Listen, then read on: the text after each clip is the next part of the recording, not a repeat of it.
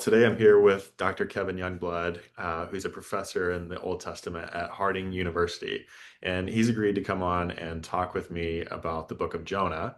And we're going to especially look at Jonah chapter 3 and 4, but it'll be a conversation where we probably end up all over the book. That's the nice thing about a short book. You get a chance to hop around in your conversation. But Dr. Youngblood also wrote a commentary on the Book of Jonah, which I have used recently, and it's really fantastic and a helpful book. Thank you. So, yeah. So, a quick question to get us started would be, what's one of your earliest memories of interacting with the story of Jonah? Well, I can remember growing up, going to church, going to Sunday school, and you probably remember the old flannel board Yeah. that was used to relate so many biblical stories, both Old and New Testament. So I think my earliest memory is the big old whale that was put up on the flannel board when my Bible teachers were first introducing me to the story of Jonah. And that just captures the imagination, as you see the story come to life on the flannel board with the little paper figures placed up there. And so that's what immediately comes to mind when I think about my earliest interactions with the book is just what a great experience it was to have committed teachers who loved the Lord, who loved His Word, and who found creative ways of helping young minds like mine engage with these biblical stories. Yeah, we used a flannel board when I was a kid too, and it's so funny because now we have all the high tech. Every class has a TV in it, and there's all Yeah. images of it. But yeah, I similarly just remember biblical stories on flannel graph, and just I have fond memories of it, being Absolutely. captivated by it, and it just shows our imaginations can do more work than we often ask them to do these days. Sure. Well, after Sunday school, we could all get up on the board and retell the story differently. You know? So we had a lot of fun with that. That's awesome. That's awesome. Okay, well, I have a few questions that I'd like to talk to you about. One of the big questions, as I read through the book of Jonah, one of the big questions I've always had is why so many animals? And especially, it's funny, I was talking to someone the other day and just going back through this book and remembering that, in fact, in Jonah chapter 3, the animals participate in the fast and they wear Yes. sackcloth. And then, of course, the book ends with God telling Jonah, I should care about the people and also these animals. So, can you talk to us? Why so many animals? I know it's fascinating, right? Mhm. It really is a prominent feature of the book, and it does raise a lot of questions. So there's a lot of different directions one could go with discussing how the book is using the animals and how they factor in even to the book's theological message. So let's begin with just something that the prophets all kind of share. It's not unusual in prophetic texts for animals to be juxtaposed to humans Hmm. as a kind of comparison and contrast regarding how they respond to Yahweh's commands and commissions. Animals are generally portrayed in prophetic literature as very compliant Hmm. with Yahweh's will and with his natural law and with his commands. Animals just automatically obey. It's like they understand their role in the created order and they simply accept it without resistance. Hmm. And this is what, of course, Yahweh wishes to see in his people Hmm. Hmm. is that kind of compliance, that kind of recognition of their role in the created order and a willingness to simply accept it and respond with immediate humility and submission. So I think the animals function this way in Jonah as they do in other prophetic texts, particularly as they are contrasted with Jonah. Hmm. Hmm. So Jonah is primarily the anti-hero. Yeah. Uh, and so what happens is many other characters in the book are used as foils for Jonah to highlight how stubborn he is, how he struggles with the divine mercy, how he wrestles to understand how divine mercy and divine justice interact without canceling each other out. Yeah. And so that's the first thing that comes to mind. So you think also, for example, of Balaam's donkey Yeah. plays a similar role. You think about maybe the first chapter of Isaiah, where Isaiah contrasts how the ox knows his owner and the donkey knows his master's crib, but my people do not know, they do not understand. That kind of contrast is probably at work in what's going on as Jonah is drawing very deeply from that prophetic tradition. The other thing that I think is going on with the animals in Jonah is that Jonah also, the whole book, really appeals to and alludes to Genesis Hmm. over and over and over again, especially Genesis 1 through 11. And I think the reason for that is because the backdrop of the book of Jonah is wishing to recall a time when God was appealing to all humanity, Hmm. in fact, to all creation. And so Genesis 1 through 11 is a perfect backdrop for Jonah in a book where God is wishing to convey the wideness of his mercy, the full extent of his redemptive vision and goals.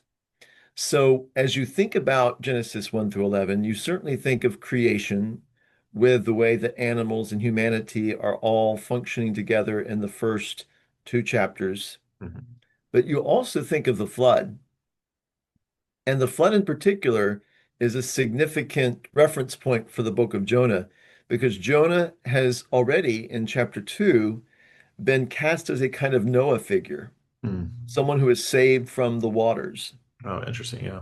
So, um, as Jonah fulfills a kind of antitype role vis-a-vis Noah, the animals similarly play a role in extending the typology of the flood story to remind us that God's intentions has always been to see to it that animals are redeemed from having to bear the consequences of human sin, just as humans are to be redeemed from the consequences of their own sin. And I wonder if Jonah isn't signaling that Hmm. again, that God's mercy is so incredibly broad that it doesn't just extend beyond Israel to the nations. It Yeah. extends beyond humanity Hmm. to the animal world, to all creation. And so we might be getting here a nod towards the new creation. Yeah. And that, of course, is not unique to Jonah either. We do Hmm. see other prophetic texts envision a future where the predator-prey Yeah. relationship is reversed or done away with as the lion lies down with the lamb, all that kind of thing. The lion eats straw like the ox. You Hmm. know, if we think of that from Isaiah 11. So I think that Jonah is participating in that as well, uh, in a perhaps a somewhat lighter-hearted way, but making a very similar point.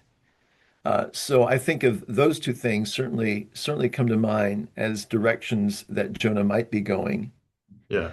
And then I think maybe finally, the animals also in a way serve to kind of underscore Assyrian ignorance. Hmm.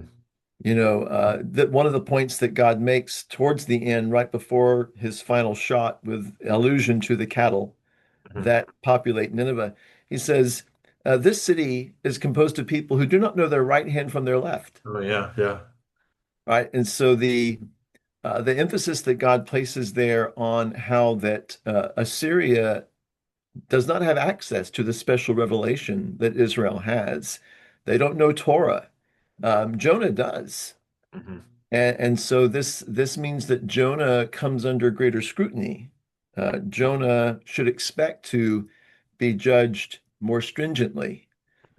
So the fact that the Ninevites that their repentance looks off kilter to Jonah is quite beside the point.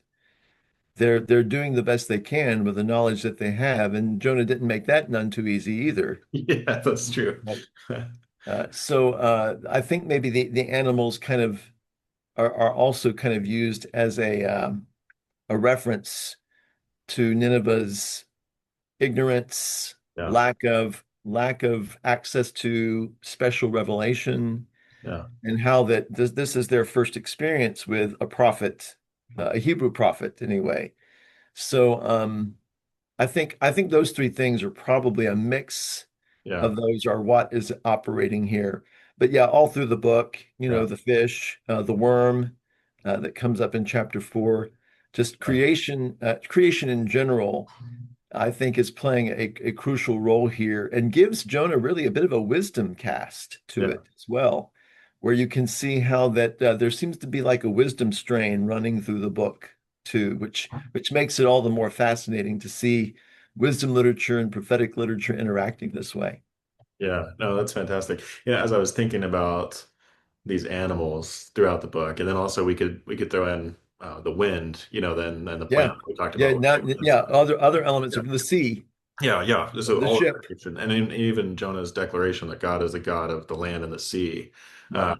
There, I was thinking, oh, that's initially, my thought is, oh, that's pretty unique. But then I remember in the New Testament also where Paul talks about creation groaning, and Exactly. and then all of these creatures that are longing for redemption, and I just realized we often in the West, especially, don't think in these terms uh, Right. so holistically of creation, and yet it's just shot through the whole Bible, and so in some sense it comes out more clearly in the Book of Jonah in a more like Yeah. vibrant way. But if you pause and think, it's really there throughout. It's a common thread, like you've explained, but it Yeah. goes right into the New Testament as well. Yeah. Right. So it's fantastic. Okay, another question that I wanted to ask you is, why do we wait till Jonah chapter 4 to figure out why Jonah is running from God? Yes. I think that is a key element of the book's rhetorical strategy, actually. Jonah is basically a parody of a prophetic call narrative. Mhm. And And could you as Norman explain Hobble a has, prophetic call narrative quickly for those who might not? yeah. So this is a very standard feature of prophetic books where the prophet relates how he was called into the prophetic ministry. Mhm. And the remarkable thing about all of these accounts of where how prophets were called into their ministries, they bear marked similarities. And one particular Old Testament scholar, Norman Hobble, noted that they all share the same basic form, and so he suggested a genre Mhm. of prophetic call narrative, and his work has really kind of been the basis ever since of analyzing and comparing these different prophets and their memories of being called into God's service. All of them are kind of based on the textbook example of Moses in Mhm. Exodus 3 and 4. And so that kind of gives you the basic framework, and then all of them kind of follow that. And I think that's intentional because all of these subsequent prophets are kind of prophets in the mold of Moses. So Moses kind of is the prototypical Hebrew prophet, um, and all prophetic succession points back to him as we await the prophet like Moses. Yeah. Of course, Deuteronomy 34 reminds us that no prophet yet has arisen that equals Moses, which makes Jesus' surpassing him all the more, of course, climactic in the New Testament. But that's what I mean when I talk about a prophetic call narrative. Mhm. And a key element of the prophetic call narrative, which usually falls around the third element or so of Hobble's points of comparison, his points of the structure, is the prophetic objection to the call, Mhm. which everywhere else is verbal. It's a verbal objection. So remember Moses says, "Oh, I'm not eloquent. Mhm. I have a speech impediment, whatever uncircumcised of lips means." Yeah, yeah. Moses is suggesting he's the wrong guy. Jeremiah is too young, Yeah. right? Isaiah is too sinful, Mhm. right? All of them give reasons why they should not be uh, candidates for the call of God. Mhm. And God confronts these objections right away and overrules them. Mhm. What's interesting in Jonah's case is that in the initial call, Jonah's objection is nonverbal, Mhm. and this is unique. This is unusual, and so all we know is that Jonah flees. He flees the divine commission. This is really interesting and deliberate because it's the narrator's way of inviting the reader to speculate. as to Jonah's motives, right? And it's a trap Hmm. That's because interesting. yeah, because our speculating about Jonah's motives exposes our motives, Oh, that's really good. right? So what winds up happening is we say, well, this is why I would run, right?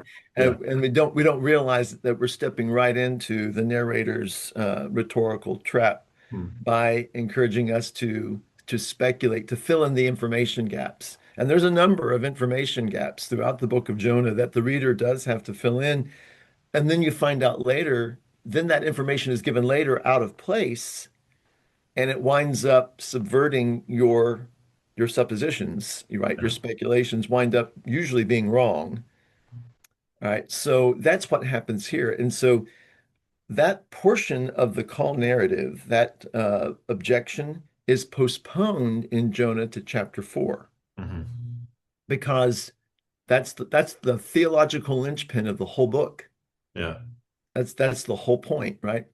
So by postponing it, it's highlighted in a way that really makes it pop out from the rest of the narrative. And let's face it, this is a really good narrative. Yeah. That's great. This is a brilliantly told story. So a lot of its elements shine, and it's just charming and engrossing. So the theological um, the theological punchline has to be especially noticeable. It has to be underscored because it so easily could fade into the brilliance of the whole narrative.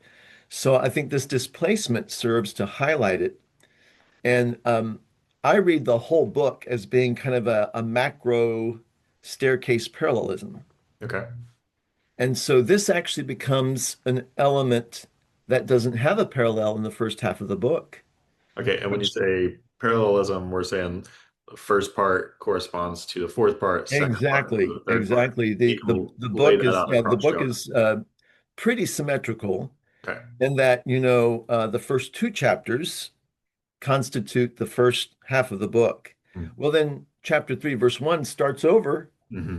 almost verbatim like chapter 1, verse 1, which strongly suggests that we have a parallel plot line that runs very similarly to the first, but then those differences stand out, Hmm. right? As we know from micro parallelism in Hebrew poetry, we remember that even though there's a lot of repetition, there's always some difference. Hmm. There's always something in the second half or the second line that stands out, and that's really the point of the parallelism. The similarity serves the contrast. Yeah.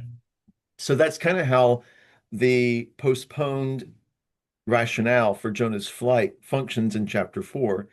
It's this unparalleled addition to the second half of the book that stands out precisely because it lacks a parallel Mm. in the first half. This is what we've been waiting for.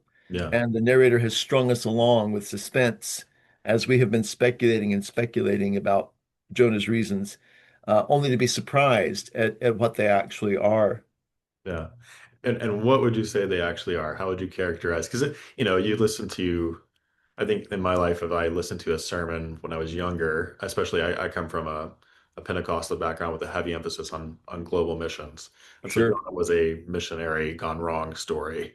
exactly I think in right. more recent years, it's become more of almost a lesson in racism, where Hmm. Jonah becomes sort of xenophobic, the Ninevites. And so that's been a shift in my life to see sort of Yeah, the emphasis. But I wonder if yeah. either of those quite actually capture what's happening in I, Jonah. I think I think both of those place the emphasis on the wrong syllable. First of all, I don't think Jonah is really xenophobic. Yeah. Everyone hated Assyria. Yeah, yeah, yeah.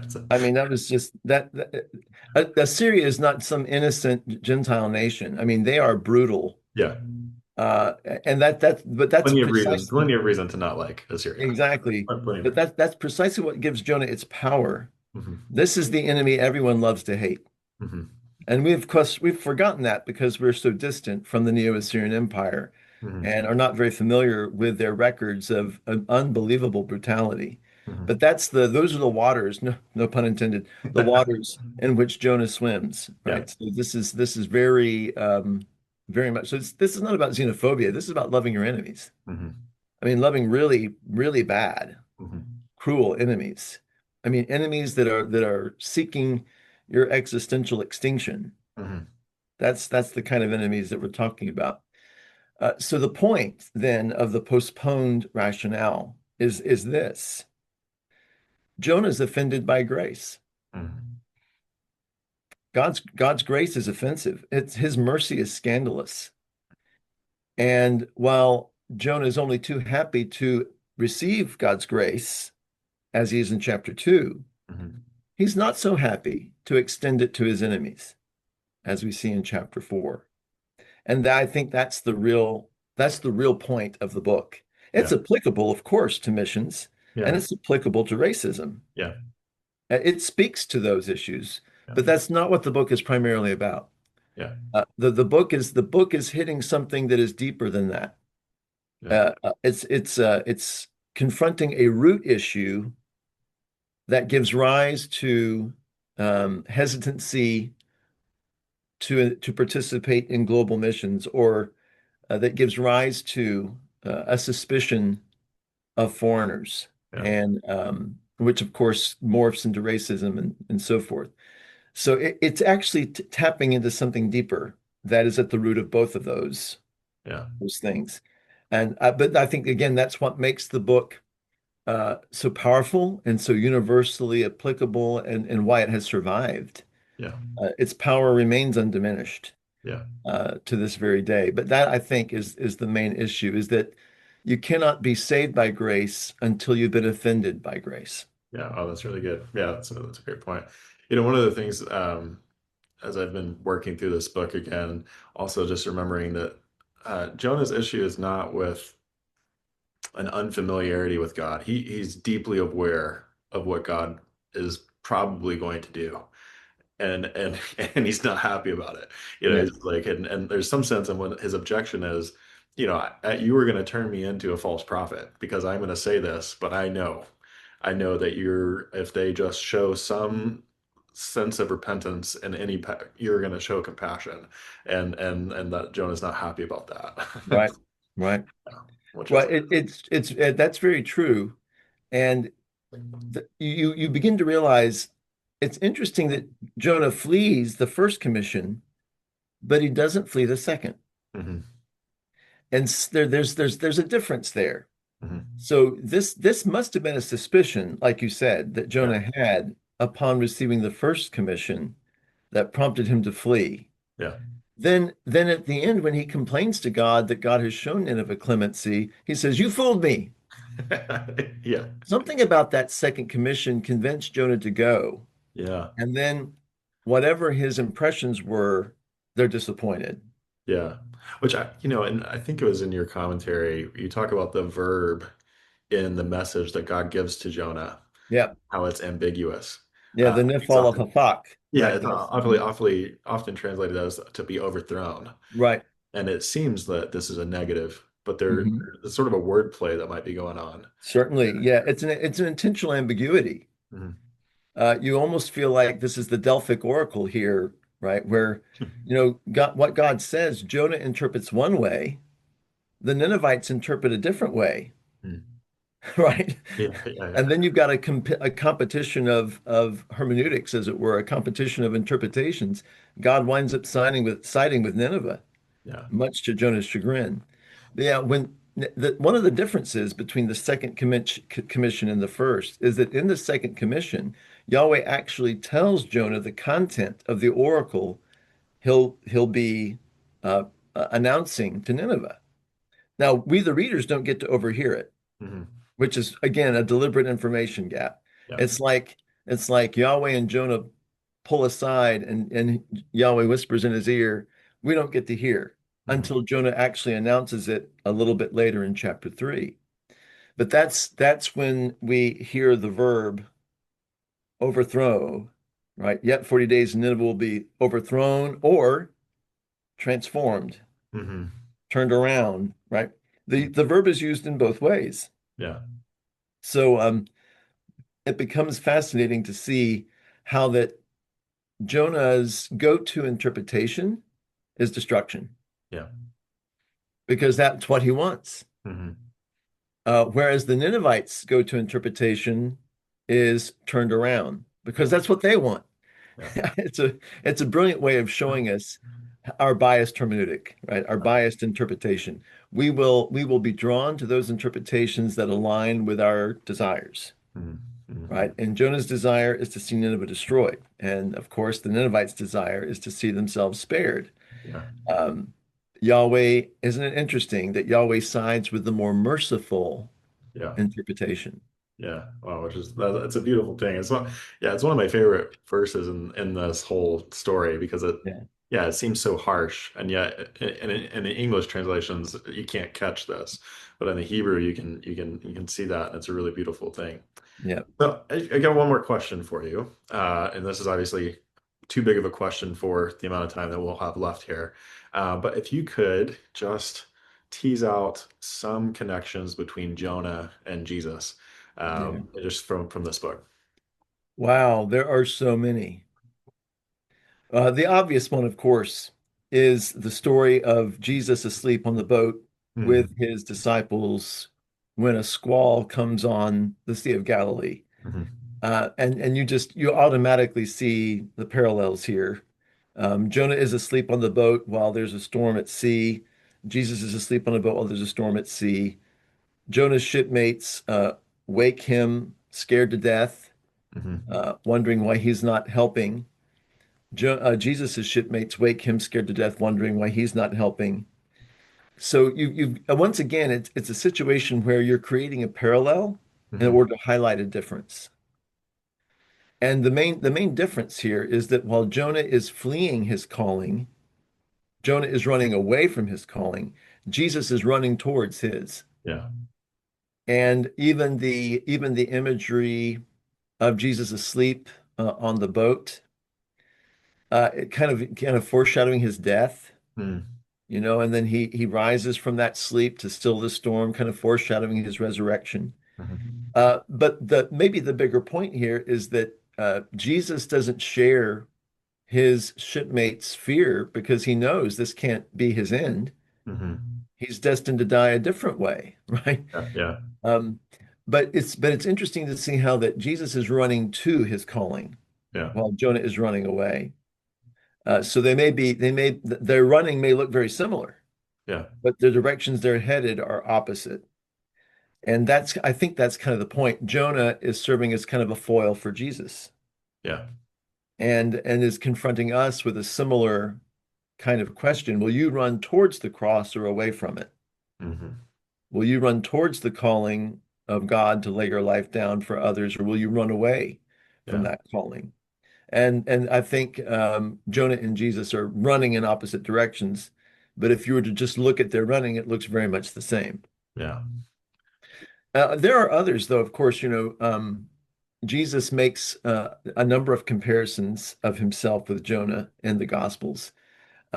Here's another related example. In Matthew 16, when we hear Jesus's first passion prediction, and Peter immediately begins to object to the idea of Jesus going to the cross. Before that, of course, Jesus asks them, "Who do you say that I am?" Right? Who do men say that I am, and who do you say that I am? And Peter, in one of his better moments, confesses, "You are the Messiah." And he says, "Blessed are you, Simon Bar Jonah." Oh yeah. Yeah. Yeah. And Jonah isn't actually Simon's father's name. It's John, as we know from elsewhere. So Jesus has deliberately made an association here of Peter with Jonah. And I think that's deliberate because look at what Peter's doing. Jesus has just announced, "I'm going to the cross." And Peter says, "No, you're not." Peter's running away from the cross. Jesus is running to it. Interesting. And so Simon Peter right now looks very much like Jonah, right? Yeah. Oh, But that's then fascinating. Peter later on in the book of Acts, guess where Peter is when he receives the vision that sends him to Cornelius's house? Oh, is he in Joppa? He's in Joppa Oh, that's amazing. Yeah, that's at great. Simon the tanner's house. He's at the very port where Jonah sought to flee the Gentile mission. Yeah. That's Oh, the that's very great. port where God calls Peter to launch the Gentile mission. Oh wow. That's a really wonderful connection. I don't, I think I read that. My church is even going through the Book of Acts recently. We went through that passage just in the last couple months, and I think I had thought Saul of Tarsus and Tarshish. Anyways, try to make it, but I missed this much more clear connection here, Yes, John. yeah. Well, Paul also is shipwrecked, and Mhm. he's in a ship situation that is very reminiscent of Jonah too. So it seems like after Jesus shows the alternative to Jonah's flight, his disciples follow suit, Yeah, right? And so they recall Jonah. Peter recalls Jonah. Paul recalls Jonah, yeah, as they show that disciples of the Lord Jesus are encouraged to learn from Jonah, to yeah, learn from his lesson, yeah. to be offended by grace, Mhm. because we all will be, Mhm. but then to embrace it, Yeah. embrace the scandal that is God's mercy. Yeah, well, that's a beautiful. I think that's a beautiful spot to end our conversation.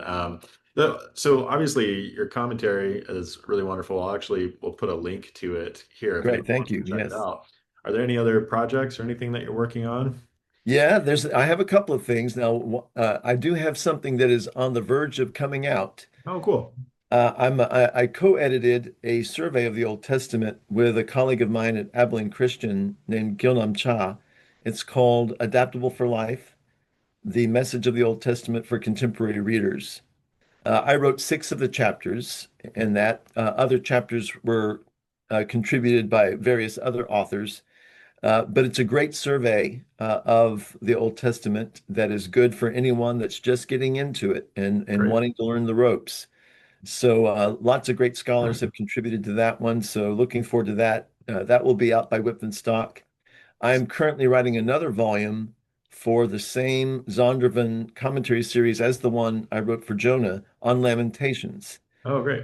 Yeah, and that one's not as imminent. Still got the work. I keep getting delayed in getting that one finished, but I am hopeful to get that completed and for that to come out with the remainder of the Zcot volumes, the Zondervan exegetical commentary on the Old Testament. So those two are the ones that are at the forefront right now of my attention.